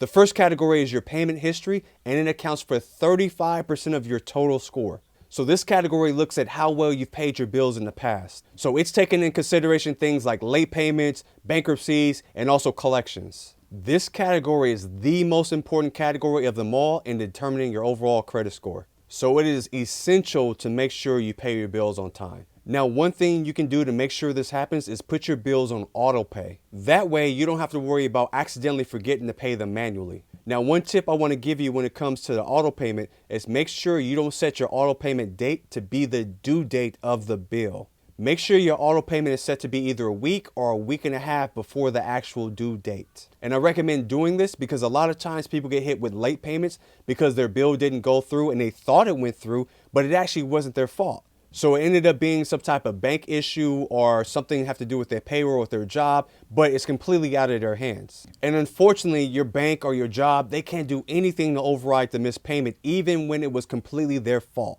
So that extra week gives you a chance to resolve any problems that may come up without it officially becoming a late payment that affects your credit score.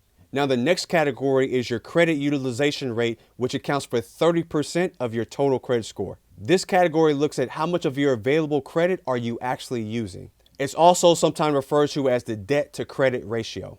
The lower your credit utilization, the better it is for your score. So it's recommended that you use no more than 30% of the total credit available to you. So let's say you have a credit card limit of $1,000. So to stay within that recommended utilization rate, you don't want to use any more than $300 of that credit. So the way you figure this out, you just take that $1,000 and multiply it times 30%, and that'll give you a 30% utilization rate of $300. So here's some ways to improve your utilization rate now. First is the most obvious one that comes to mind, and that's just pay down your debt. Because remember, the lower the debt, the lower the utilization rate is. So that method is pretty straightforward. Now, another way to improve your utilization rate that's not talked about a lot is simply by increasing your credit limit. This can be done by requesting a credit limit increase on your current credit cards. So literally you just pick up the phone, give them a call and ask for a credit limit increase. Now they'll ask you how much you want to increase it to, and your answer back to them is extremely important.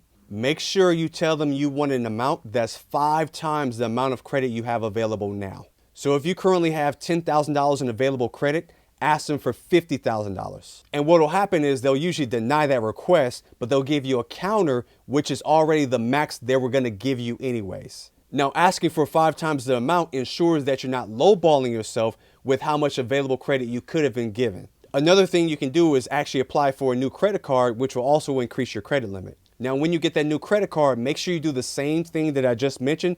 Ask for a credit limit increase immediately. There's no set time frame you have to wait to ask for an increase. But I do have to say, make sure you don't increase your spending along with increasing your credit limit, because that's just going to defeat the purpose and just create more debt for yourself. Now, the next category we have is your credit history, and that accounts for 15% of your score. This category looks at the length of your credit history in years. The longer your credit history, the better it is for your score. So here's an example of what that looks like. Let's say you have 3 credit cards. One you've had for a year, one you've had for 3 years, and the last one you've had for 14 years. You're going to add up the total amount of years, which is 18, and then divide it by 3 because you have 3 different cards. That will give you an average credit history of 6 years. Now, let's say you canceled that credit card that you had for 14 years because you're trying to improve your credit, so you cut it up, you call them, you cancel it, you want nothing to do with that card anymore. So now that that card is gone, you have to calculate a new average. So instantly you lowered your credit history from 6 years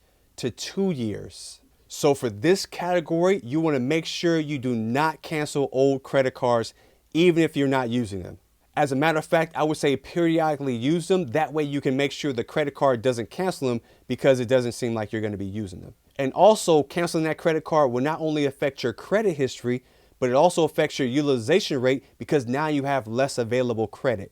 Now, the next category is your credit mix, and this accounts for 10% of your total credit score. Now, this category is just going to look at all the different types of credit that you may hold. And these could be things like mortgages, your car loan, and also your credit cards. And believe it or not, having a diverse mix of credit is better in the eyes of the credit bureaus versus just having all of the same type of credit. So all that debt you may have that's all over the place that you think is really hurting you is actually helping your credit score. And the final category is new credit, and this accounts for the last 10% of your score. This category looks at how many new credit accounts you've opened recently. So applying for too many credit accounts in a short period of time can actually hurt your credit score. So always be mindful on the amount of times your credit is being ran and do your best to keep it to a minimum. I would say no more than 2 times in a rolling 12-month period. Now, also, you have to understand that sometimes you will have to take a hit in some of those smaller areas in order to improve a larger area that's going to improve your credit score. Meaning, if you run your credit to get a new credit card, it will hurt your new credit category,